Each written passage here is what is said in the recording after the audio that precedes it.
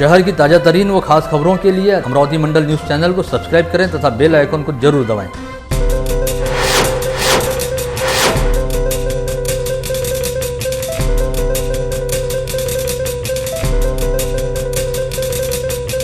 नमस्कार, दैनिक अमरावती मंडल के मंडल news bulletin में आप सभी का स्वागत है। आइए पेश करते हैं आज की कुछ खास खबरें। इस वर्ष कोरोना संक्रमण की वजह से जीवन के सभी क्षेत्रों में कामकाज काफ़ी हद तक प्रभावित हुआ है। साथ ही अप्रैल, मई व जून माह में लॉकडाउन रहने की वजह से सभी तरह के व्यापार व्यवसाय पूरी तरह से बंद रहे। ऐसे में आर्थिक व्यवहार ठप रहने की वजह से सरकारी कर वसूली का काम भी बुरी तरह प्रभावित हुआ। नया आर्थिक वर्ष शुरू होते ही कोरोना के चलते लॉकडाउन भी शुरू हो गया था और अब तक कोरोना का खतरा पूरी तरह से टला नहीं है। ऐसे में जीवन अब तक पहले की तरह पटरी पर नहीं आया है, जिसकी वजह से राज्य सेवा व वस्तु कर विभाग यानी जीएसटी के पास जारी आर्थिक वर्ष में विगत अगस्त माह के अंत तक केवल 156.46 करोड़ रुपयों की आवक हुई, जबकि इस दौरान 310 करोड़ 10 लाख रुपयों की कर वसूली का लक्ष्य तय किया गया था, लेकिन इसकी एवज में केवल 51% वसूली ही हो पाई है। इसमें भी जीएसटी की अधिकांश रकम फार्मा कंपनियों व वितरकों के साथ ही लॉकडाउन काल के दौरान जीवनावश्यक वस्तुओं के लेन देन पर लागू होने वाले कर के जरिए हुई है। 5 जिलों का समावेश रहने वाले अमरावती संभाग में राज्य सेवा व वस्तु कर विभाग के पास कुल 38,559 जीएसटी खाता नंबर व्यवसायी पंजीकृत हैं। जारी आर्थिक वर्ष 2020-2021 के लिए 744 करोड़ 23 लाख रुपयों का लक्ष्य तय किया गया है, जिसमें से अगस्त माह के अंत तक केवल 310 करोड़ 10 लाख रुपए की वसूली होना अपेक्षित था।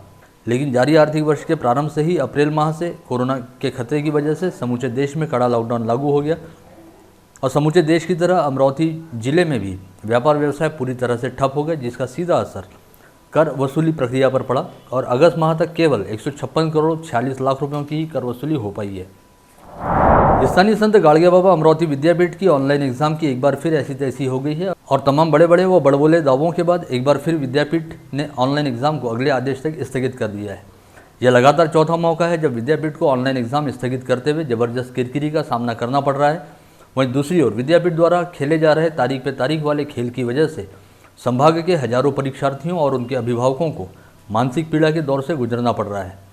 इससे पहले विद्यापीठ की ऑनलाइन परीक्षाएं 1 अक्टूबर से शुरू होने वाली थी, लेकिन उस समय विद्यापीठ के शिक्षकेतर कर्मचारियों द्वारा काम बंद आंदोलन किया जा रहा था, जिसकी वजह से पहली बार इन परीक्षाओं को स्थगित किया गया। पश्चात हड़ताल खत्म होने के बाद 12 अक्टूबर से परीक्षा लेने की घोषणा की गई और तमाम तैयारियां व नियोजन पूर्ण रहने के दावे किए गए।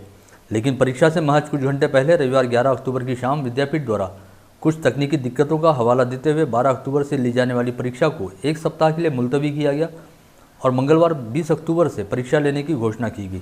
इस दौरान विद्यापीठ द्वारा पहले की तरह मॉक ड्रिल व यूट्यूब पर मार्गदर्शन जैसी तमाम कवायतें की गई और हर तरह की तकनीकी दिक्कत को दूर कर लेने और सब कुछ ऑलवेल रहने का दावा करते हुए मंगलवार 20 अक्टूबर से यह परीक्षा लेनी शुरू की गई। लेकिन परीक्षा के पहले ही दिन विद्यापीठ की ऑनलाइन परीक्षा की असलियत खुलकर सामने आ गई, जब इस ऑनलाइन परीक्षा में लॉगिन व प्रश्नपत्र के डाउनलोड को लेकर कई तरह की दिक्कतें सामने आईं, जिसकी वजह से संभाग के हजारों परीक्षार्थी ऑनलाइन परीक्षा देने से वंचित रह गए।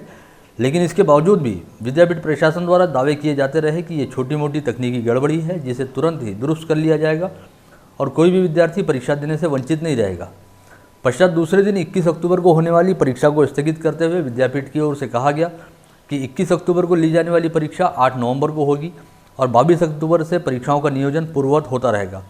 लेकिन इसके बाद परीक्षा का सुचारू ढंग से नियोजन करने और तकनीकी समस्याओं का समाधान ढूंढने के लिए बुलाई गई मैराथन बैठक के बाद बुधवार 21 अक्टूबर की शाम 7:30 बजे विद्यापीठ प्रशासन द्वारा परीक्षा को एक बार फिर स्थगित करने का निर्णय लिया गया।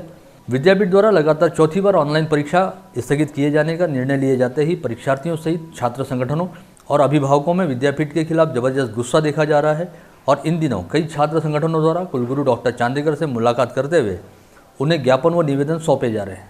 यहाँ इस बात की ओर विशेष तौर पर ध्यान दिलाया जा सकता है कि दैनिक अमरावती मंडल और मंडल न्यूज़ बुलेटिन द्वारा विगत 12 अक्टूबर को प्रसारित समाचार में कहा गया था कि जिस प्रोमार कंपनी को अमरावती विद्यापीठ में परीक्षा लेने का जिम्मा सौंपा गया है, वह कंपनी गोंडवाना विद्यापीठ द्वारा इस काम के लिए ब्लैकलिस्टेड की गई है। लेकिन बावजूद इसके इस कंपनी को बड़े आश्चर्यजनक ढंग से अमरावती सहित नागपुर विश्वविद्यालय की परीक्षा लेने हेतु नियुक्त किया गया और इस कंपनी की वजह से जहां पहले नागपुर विद्यापीठ की परीक्षाओं का सत्यानाश हुआ, वहीं अब अमरावती विद्यापीठ में एग्जाम की ऐसी तैसी हो गई है।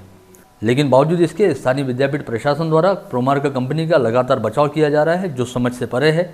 लेकिन विद्यापीठ और प्रोमार कंपनी के बीच चल रहे इस अनकहे रिश्ते का खामियाजा संभाग के करीब 1.5 लाख परीक्षार्थियों को भुगतना पड़ रहा है जो तारीख पर तारीख के फेर में फंसकर रह गए हैं।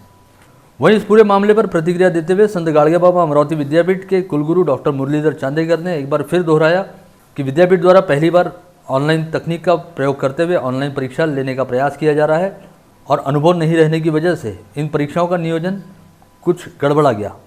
उन्होंने कहा कि ऐन समय पर आई कुछ तकनीकी दिक्कतों के चलते पहले इस परीक्षा को एक दिन के लिए स्थगित किया गया और अब अनिश्चित काल के लिए आगे मुलतवी कर दिया गया है। हालांकि अनिश्चित काल यानी दीर्घकाल नहीं है और विद्यापीठ द्वारा परीक्षा को जल्द से जल्द सुचारू ढंग से लेने हेतु तमाम प्रयास किए जा रहे हैं। साथ ही उन्होंने यह भी कहा कि इस पूरे मामले को लेकर एक जांच समिति गठित की गई है जिसके द्वारा सघन तरीके से जांच की जाएगी और जो भी दोषी पाया जाएगा उनके खिलाफ निश्चित तौर पर कार्रवाई की जाएगी। प्रतिवर्ष अभियांत्रिकी प्रवेश प्रक्रिया जेईई मेंस मेडिकल पाठ्यक्रम प्रवेश परीक्षा नीट के परीक्षा परिणाम घोषित होते ही अमरावती शहर में कोचिंग व्यवसाय करने वाले निजी कोचिंग क्लासेस के बीच अपने अपने सफल विद्यार्थियों के नाम और फोटो के साथ बैनर, पोस्टर व विज्ञापन जारी करने की होड़ लग जाती है और हर कोई एक दूसरे को कड़ी प्रतिस्पर्धा देते हुए यह बताने का प्रयास करता है कि उनके यहाँ कितनी बेहतरीन पढ़ाई होती है, जिसकी वजह से उनके यहाँ से कितने अधिक छात्र छात्राएँ इन परीक्षाओं में सफलता प्राप्त करते हैं। लेकिन इस वर्ष सर्वाधिक हैरत की बात यह है कि जेईई मेंस और नीट की परीक्षाओं के परिणाम घोषित हुए कुछ अरसा बीत जाने के बावजूद अब तक ऐसी कोई प्रतिस्पर्धा दिखाई नहीं दी है, जिसका सीधा मतलब है कि इस बार अमरावती में निजी कोचिंग क्लासेस चलाने वाले शिक्षा संस्थान के विद्यार्थी इन परीक्षाओं में कोई खास कमाल नहीं दिखा पाए हैं। अमरावती में जेईई पाठ्यक्रम और नीट पाठ्यक्रम की तैयारी करवाने वाले दो प्रमुख नामांकित कोचिंग क्लासेस संस्थान हैं। इसके अलावा कुछ अन्य कोचिंग क्लासेस द्वारा भी नीट और जेईई के पाठ्यक्रम में शामिल अलग अलग विषयों की तैयारी कराई जाती है। इसमें से प्रमुख और नामांकित कोचिंग संस्थाओं द्वारा प्रतिवर्ष परीक्षा परिणाम घोषित होते ही शहर में बड़े बड़े बैनर और होर्डिंग लगाए जाते हैं, जिसमें उनके यहाँ से सफलता प्राप्त करने वाले विद्यार्थियों के नाम, फोटो और रैंक प्रकाशित किए जाते हैं ताकि इस जरिए इन पाठ्यक्रमों में आने के इच्छुक नए विद्यार्थियों और उनके अभिभावकों को उनकी ओर आकर्षित किया जा सके। लेकिन हैरत की बात है कि इस बार नीट और जेईई के परीक्षा परिणाम घोषित होने के बावजूद अमरावती शहर के कोचिंग संस्थानों द्वारा ऐसे कोई विज्ञापन जारी नहीं किए गए। साथ ही शहर में कहीं पर भी बैनर, पोस्टर और होर्डिंग नहीं लगाए गए, जिसका सीधा मतलब है कि इस बार इन कोचिंग संस्थानों में पढ़ने वाले विद्यार्थियों के हाथ कोई खास सफलता नहीं लगी है और रिजल्ट में जबरदस्त डाउनफॉल रहने की वजह से सभी चिड़ी चुप मारकर बैठे हुए हैं। इसके अलावा कोरोना काल के दौरान सभी कोचिंग संस्थाओं द्वारा अपने विद्यार्थियों को ऑनलाइन मार्गदर्शन किए जाने को लेकर भी काफ़ी बड़े बड़े दावे किए जा रहे थे, लेकिन रिजल्ट के बाद पसरा हुआ सन्नाटा साफ बता रहा है कि ऑनलाइन कोचिंग भी कोई खास कमाल नहीं कर पाई है। राज्य में सड़क हादसों का शिकार होने वाले मरीजों को तत्पर वैद्यकीय सेवा उपलब्ध कराने के लिए राज्य की महाविकास आघाड़ी सरकार ने स्वर्गीय बाला साहब ठाकरे सड़क हादसा बीमा योजना शुरू की है, जिसके संदर्भ में विगत 14 अक्टूबर को सार्वजनिक स्वास्थ्य विभाग ने एक शासनादेश जारी किया है। इस योजना के अंतर्गत महाराष्ट्र की भौगोलिक सीमा के भीतर किसी भी सड़क पर हादसे में गंभीर रूप से घायल होने वाले तथा चिकित्सा सुविधा की तुरंत जरूरत रहने वाले व्यक्ति को अगले 72 घंटे तक निःशुल्क इलाज उपलब्ध कराया जाएगा। सड़कों पर घटित होने वाले हादसों में घायल होने वाले मरीजों को तुरंत ही इलाज की सुविधा उपलब्ध हो। ऐसे मरीजों को जल्द से जल्द नजदीकी अस्पताल में भर्ती करते हुए मृत्यु व अपंगत्व का प्रमाण कम किया जा सके, इस बात को ध्यान में रखते हुए यह योजना शुरू की गई है। राज्य सरकार द्वारा इस योजना के क्रियान्वयन की जिम्मेदारी राज्य के स्वास्थ्य गारंटी सोसाइटी पर सौंपी गई है। इस योजना के प्रभावी क्रियान्वयन हेतु राज्य एवं जिला स्तर पर एक समिति गठित की जाएगी। साथ ही इस योजना की जानकारी प्राप्त करने एवं सेवा के संदर्भ में कोई शिकायत करने हेतु एक टोल फ्री नंबर भी रहेगा, जिस पर 24 घंटे सप्ताह के 7 दिन संपर्क किया जा सकेगा। वन वे मार्ग पर रोके जाने के बाद यातायात पुलिस के साथ मारपीट किए जाने के मामले में राज्य की महिला व बाल विकास मंत्री तथा अमरावती की जिला पालक मंत्री यशोमती ठाकुर को अमरावती सत्र न्यायालय द्वारा सुनाई गई सजा पर मुंबई उच्च न्यायालय की नागपुर खंडपीठ ने गुरुवार तक स्थगनादेश जारी किया। साथ ही राज्य सरकार को नोटिस जारी करते हुए आगामी 27 अक्टूबर तक अपना जवाब पेश करने का आदेश दिया है। कैबिनेट मंत्री यशोमती ठाकुर सहित अन्य 3 लोगों को 3 माह के सश्रम कारावास, 15,500 रुपये के आर्थिक जुर्माने और जुर्माना न भरने पर 1 माह के अतिरिक्त कारावास की सजा अमरावती के जिला व सत्र न्यायालय द्वारा सुनाई गई थी। पश्चात इस फैसले के खिलाफ यशोमती ठाकुर द्वारा मुंबई हाईकोर्ट में अपील करते हुए मांग की गई कि निचली अदालत द्वारा सुनाई गई सजा के आदेश को रद्द किया जाए। न्यायालय ने दोनों पक्षों का युक्तिवाद सुनने के बाद राज्य सरकार को हलफनामा पेश करने का आदेश दिया। साथ ही अगली सुनवाई तक सजा को स्थगित रखने का आदेश भी जारी किया। जिले में गुरुवार 22 अक्टूबर को कोरोना के 47 नए संक्रमित मरीज पाए गए। इसके साथ ही जिले में कोरोना के कुल संक्रमितों की संख्या बढ़कर 15,732 पर जा पहुंची। गुरुवार को RT-PCR टेस्ट में 29 और रैपिड एंटीजन टेस्ट में 18 लोगों की रिपोर्ट पॉजिटिव आई है। जिला शल्य चिकित्सक कार्यालय द्वारा दी गई रिपोर्ट के मुताबिक गुरुवार को कोरोना पॉजिटिव पाए गए लोगों में 29 पुरुषों व 18 महिलाओं का समावेश रहा। साथ ही इन 47 लोगों में अमरावती शहर के 24 व ग्रामीण इलाकों के 23 लोग शामिल हैं। इसके अलावा गुरुवार को एक कोरोना संक्रमित व्यक्ति की मौत हुई और कोरोना संक्रमण की वजह से मरने वालों का आंकड़ा 355 पर जा पहुंचा है। साथ ही गुरुवार को कोविड अस्पतालों से 139 लोगों को डिस्चार्ज प्राप्त हुआ और इस समय एक्टिव पॉजिटिव मरीजों के तौर पर 484 लोग कोविड अस्पतालों में भर्ती हैं। जिले में अब तक 14,371 लोग कोविड अस्पतालों से डिस्चार्ज प्राप्त कर चुके हैं। वहीं मनपा क्षेत्र में 216 एवं ग्रामीण क्षेत्रों में 306 लोग होम आइसोलेशन के तहत अपने घर पर ही रहकर अपना इलाज करवा रहे हैं। स्थानीय सराफा बाजार स्थित वीर प्रताप दुर्गोत्सव मंडल का यह 51वां स्थापना वर्ष है। प्रतिवर्ष इस मंडल में मां दुर्गा की भव्य व आकर्षक प्रतिमा स्थापित करने के साथ ही यहां पर एक से बढ़कर एक सजीव झांकियां स्थापित की जाती हैं। लेकिन इस वर्ष कोरोना संक्रमण के खतरे को देखते हुए यहां पर बड़े सादे व सामान्य ढंग से दुर्गोत्सव मनाया जा रहा है। यहां पर मंडल के अध्यक्ष महेंद्र कुमार जैन सहित मुरली डोबा, राजेश अग्रवाल, महेश बजाज, प्रकाश उद्वानी, दीपक खिवसरा, अविनाश पाटिल, संजय मुनोत, विनोद डागा, संजय चोरडिया, चंदू सोचतिया व नवीन चोरडिया आदि सहित सभी सदस्यों द्वारा दोनों समय बड़े विधि विधान के साथ मां दुर्गा की पूजा अर्चना की जा रही है। प्रतिवर्ष नवरात्र, दशहरा व दीपावली जैसे पर्वों पर कई लोग बाग अपने कामकाज अथवा नए व्यवसाय आदि की शुरुआत बड़े धूम धड़ाके के साथ करते हैं। लेकिन इस वर्ष कोरोना संक्रमण का खतरा जारी रहने के चलते कहीं पर भी किसी तरह का कोई धूम धड़ाका नहीं दिख रहा, बल्कि इस वर्ष कोरोना संक्रमण की वजह से लोगों का रुझान सामाजिक कामों की ओर बढ़ गया है। यही वजह रही नवरात्र के दौरान शहर के 2 युवाओं ने अपने प्रतिष्ठानों का शुभारंभ करते समय नेत्रदान का संकल्प करते हुए अपने काम की शुरुआत की और शहर वासियों के सामने एक बेहद शानदार उदाहरण पेश किया। रुक्मिणी नगर में प्रताप पाटिल ने food fort bakery and essentials तथा दस्तूर नगर में जितेंद्र गनघोरकर ने राष्ट्रीय दूध डेयरी व बेकरी का शुभारंभ नवरात्र के उपलक्ष्य में किया।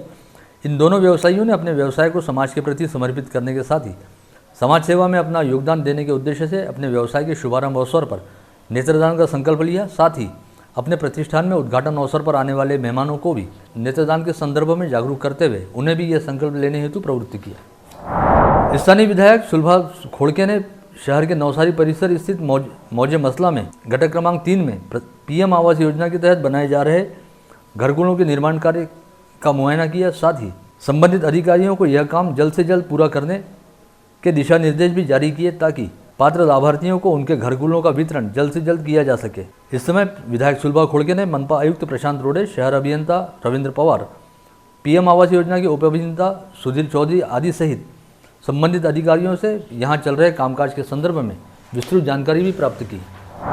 नागपुरी गेट पुलिस थाना क्षेत्र में रहने वाले अब्दुल इमरान अब्दुल जाकिर, सोहेल खान उर्फ सोनू शमी खान तथा असलम शाह उर्फ गोलू अहमद शाह, इन तीनों आरोपियों ने अपने शौक पूरे करने के लिए चोरी का निर्णय लिया और चोरी के माध्यम से मिलने वाले रुपए से मोटरसाइकिल और कार खरीदी। साथ ही वे चोरी के रुपयों से मौज मस्ती करते थे। इसकी गुप्त सूचना मिलते ही अपराध शाखा पुलिस ने इन तीनों आरोपियों को रात के समय गिरफ्तार किया और उन्हें अदालत में पेश किया, जहां से उन्हें 25 अक्टूबर तक पुलिस कस्टडी रिमांड में रखने के आदेश जारी किए गए। Next news. कुछ दिन पहले निशस्त्र नामक लघु फिल्म बनाने की तैयारी कर रहे अमरावती के मुकुल ढेरे को फेसबुक पर एक युवती ने इस फिल्म में अभिनेत्री का रोल करने के लिए तैयारी दर्शाते हुए अलग अलग बहाने बनाते हुए करीब 8.25 लाख रुपए ऑनलाइन तरीके से ठग लिए थे। इस शिकायत के आधार पर साइबर सेल पुलिस ने उच्च तकनीक का उपयोग करते हुए आखिर युवती के नाम पर अकाउंट बनाकर धोखाधड़ी करने वाले हार्दिक अश्विन सिंह पवार नामक युवक को गुजरात से गिरफ्तार करने में सफलता हासिल की है। पुलिस ने आरोपी के पास से कार, महंगे मोबाइल, महंगी घड़ी समेत 7,78,000 रुपये का माल भी बरामद किया है। छर्रे वाली बंदूक से पक्षियों का शिकार कर तस्करी किए जाने की गुप्त सूचना मिलते ही वन विभाग की टीम ने अकोट तेल्हारा सोनाला टी पॉइंट पर स्थित ढाबे के पास जाल बिछाकर वहां से गुजर रहे 14 सीटर वाहन को रुकवाया और उसकी तलाशी ली।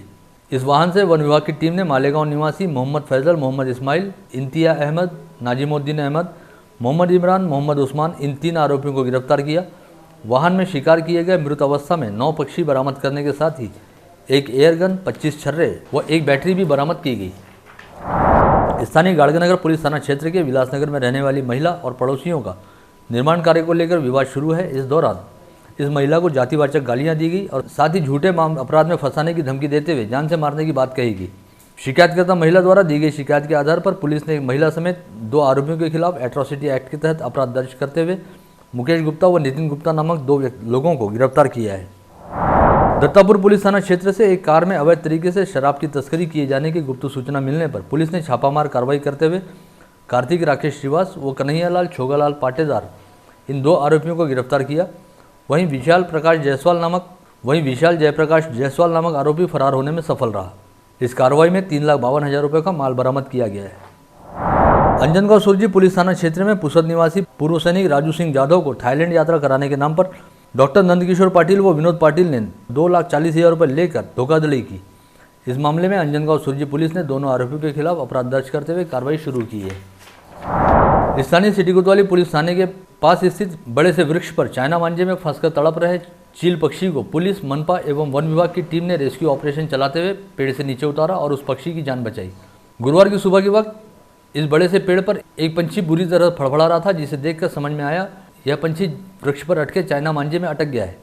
इसकी सूचना मिलते ही वन विभाग की टीम तुरंत ही सिटी कोतवाली पुलिस थाने पहुंची, लेकिन वृक्ष के काफ़ी ऊंचा रहने के कारण पक्षी को नीचे उतारने में दिक्कत हो रही थी। तब मनपा के पशु वैद्यकीय विभाग को सूचित किया गया और दमकल विभाग की वाहन की सीढ़ी का उपयोग करते हुए इस पक्षी को जीवनदान दिया गया। राजकमल चौक से राजापेट की ओर आने वाले मार्ग का निर्माण कार्य शुरू है, जिसकी वजह से राजापेट से राजकमल की ओर और राजापेट से उड़ान पुल की होते हुए इरविन की ओर जाने वाले सभी वाहन एक ही मार्ग से गुजर रहे हैं और उड़ान पुल के पास ढलान होने की वजह से यहाँ काफ़ी देर तक ट्रैफिक जाम की स्थिति बन रही है। इस रास्ते से कई बार रुग्ण वाहिकाओं का भी आना जाना चलता है, क्योंकि इस मार्ग पर कई अस्पताल भी स्थित हैं। ऐसे में किसी समय यदि ट्रैफिक जाम में यहाँ कोई एम्बुलेंस वाहन फंस जाए तो यह किसी के लिए जानलेवा साबित हो सकता है। लेकिन इसके बावजूद यहाँ पर यातायात सुचारू रखने के लिए कोई भी यातायात पुलिसकर्मी तैनात नहीं किया गया है, जिसकी वजह से इस स्थान पर कभी भी कोई बड़ा सड़क हादसा घटित होने की संभावना से इनकार नहीं किया जा सकता। इसी के साथ आज का बुलेटिन यहीं समाप्त होता है। कल दोबारा आप सभी से मुलाकात होगी ऐसे ही कुछ खास खबरों को लेकर। तब तक के लिए नमस्कार।